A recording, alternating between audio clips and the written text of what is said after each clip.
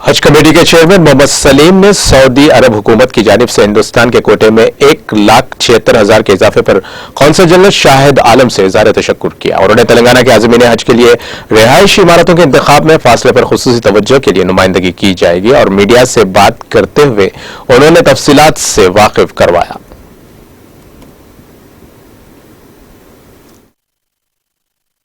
बिस्मिल्लाहिर्रहमानिर्रहीम।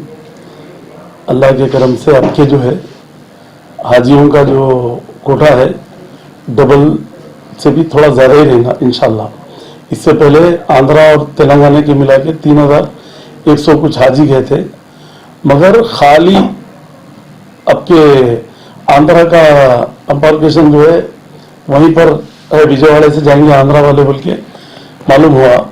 और अगर तेलंगाना का हमारा है अगर कोटा तो डबल से भी ज़्यादा रहेगा, समझा करीब 5,000 के ऊपर ही रहेगा, 6,000 तक भी रह सकता है।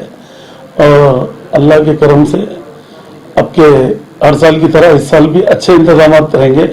गवर्नमेंट